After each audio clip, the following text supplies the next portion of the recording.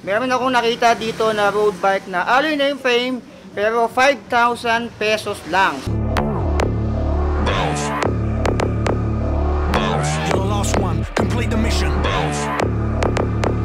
Yung vlog natin sa isang road bike na sobrang budget, 5,000 pesos lang.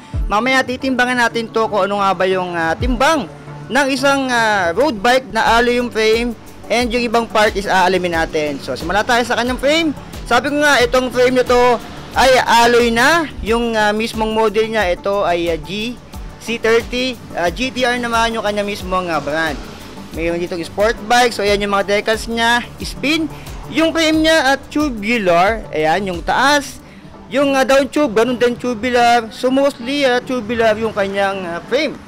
Yung head tube ay straight lang, syempre pangkaraniwan sa mga budget na ganito. Nung sinukat ko yung size nito, ito ay 44 lang. So maliit siya para sa isang mga malalaking na tao na sasakay, no? Samantalang dito naman kasi yung effective top tube nung sinukat ko yan ay 55. So medyo mahaba yung top tube. Sana man lang ginawa nila mga at least 48. Pero kung maliit kayo, okay na okay to sa inyo. Yung lagay natin na ulam ay meron ditong isa. Sa kanyang down tube, sa seat tube ay wala. Yung cable routing, lahat ay naka-external. Merong dalawa sa kanyang down tube. Ito yung FD and FD. Ito naman yung brake cable papunta sa kanyang likod. Yung FD na ginamit, ay ito na naman. Meron na naman tayo nga bagong entry. So, yung iba Shinoma, Shinano. Ito naman ay Shihong. Ayan. So may bagong entry na nanggaling sa land of the rising nuke. Hindi, joke lang. Sa China, malamang sa malamang, ito ay Shihong. Ito naman ay 3x. Ayan, tingnan natin. Ayan, naka 3x yan. Ito ay may bash guard na rin, 170mm. And the usual naman, bakal tong kanyang crank arm dito. Yung chain, syempre pang karaniwan na to. Alam na to. Ayan, hindi kilala yung brand. Tsaka sobrang liit, hindi ko mabasa. Dito naman tayo sa kanyang RD. Kung Shihong yung FD, malamang sa malamang, Shihong yung kanyang RD. Nakalagay dito, Shihong Tourney. Shihong Tourney pala to, hindi ka, akala ko Tourney. Tourney. Shihong Tourney. And dito, yung sprocket na syempre budget to, alam na natin na ito ay thread type pa. So ang bilang nito ay 14 28 teeth. Ayan. Yung hubs naman ay syempre alam na natin, ito ay ball bearing and bakal pa. So talagang literal na budget. Yung spokes, binilang ko yan. Yung spokes niya na ginamit ay 32 double wall alloy rim. Naka shredder valve pa siya. Yung gulong naman na ginamit ay ang gulong na hindi kaliligaw. Ang compass, tingnan natin yung size niya, 700 by 28C yung ginamit sa kanya. So ayan, compass na yan. Ito yung 28C. So medyo maluwang-luwang pa yan. Sa likod, naka-smart or international standard, and meron siya ditong 3B na stand. And hindi pa siya naka-quick release. Ayan, pangkaraniwan yan sa mga budget ng mga MTB at road bike na mga mababike natin. Dito naman 27.2 yung kanyang seat post. Ito yung stock na pedals niya, ball bearing pa yan. Ito yung niloloster pag nagtagal, katagalan. Pero laspagin nyo muna bago nyo palitan para masulit naman yung pyesa. Dito, sa upuan medyo mataba, parang pang MTB yung upuan niya, malambot. Ayan, no? Ang tatak, new comfort. Ayan, bagong comfort. Dito sa kanyang fork, ito yung part na syempre bakal yung fork niya. Usual kasi di ba bakal yung frame, bakal yung fork, pero ito alloy yung frame and bakal naman yung kanyang fork. Is a good thing naman kasi kahit paano alloy yung frame naman ito.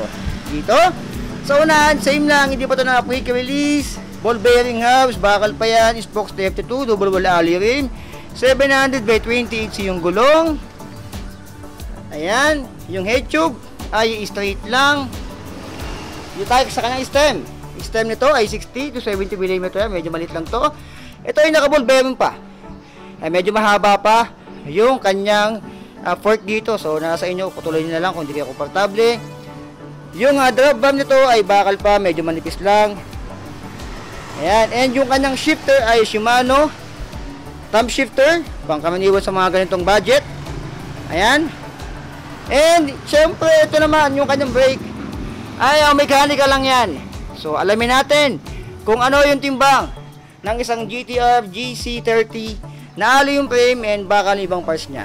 Let's go. Timbangan natin si GTR GC30. So, yan. Hindi tayo naka-ano ngayon, naka-mano-mano tayo ngayon, no? Hindi tayo naka-digital. So, bilangan natin yung timbang niya or tingnan natin. 3, 2, 1. Dahan-dahan lang. Okay, isang angat lang to kasi nga hindi naman tayo naka-digital. Ayan. So, around 14 kg. Kitang-kita nyo dyan. So, ito yung 15. Ito yung 14.5.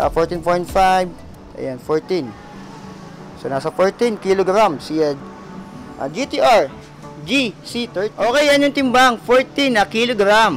Parehas lang naman sa mga natimbang natin dati na mga bakal na pangkamaniwan yung mga budget ay nasa 14 kg. May iba nga pumapalo ng 15. Siguro kung naging bakal yung kanyang mismong frame, papalo to ng around 15 or 14.5 kg.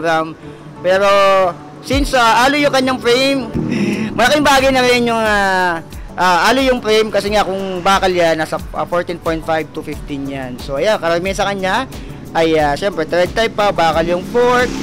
And nakashihong, ayan, bago din to sa market. Galing, alam niya, nagaling China yan, nakataribay. Bakal yung kanyang hubs, ball bearing pa rin yung kanyang headset dyan, ay ball bearing pa. Pati itong seat post ay bakal pa. So magkano nga ba to dito kay Budget Bikes Cavite? Ang presyo nito ay ito talaga yung MSRP niya, ay 5,299. Ito yung cash payment niya na no freebies. Ayan, 5,000 pesos or 4,999 pesos. Dito nga pala, kung gusto niyo mag home credit, meron dito. Ayan. So sa home credit, nagkauta ka nga, nagkabisikleta ka naman. Ito yung kanilang address. Ayan yung kanilang address. Ayan, ipopost ko rin sa screen syempre. Ayan, yung globe. So dito lang yan sa Patio Terona, Imus, Cavite, Golden City. Meron din silang Shopee. Yung Shopee page nila is nandyan sa screen nyo ngayon. Video description, TikTok, ayan, yung kala GMC Bikes. Ayan. So pwede kayong umorder sa Shopee ng mga bikes kahit tasang lumalo kayo ng Galaxy ng Pilipinas. So ayan. Ano masabi nyo dito? Kaya GTR GC30. Okay na ba sa inyo yung 5,000 pesos? Para dito, para to siguro sa mga na on the budget na gusto lang magkaroon ng bikes, tumesting ng road bike. Ito ang masasuggest ko sa inyo. So like, comment, and subscribe. So be it. I love you all. Signing out.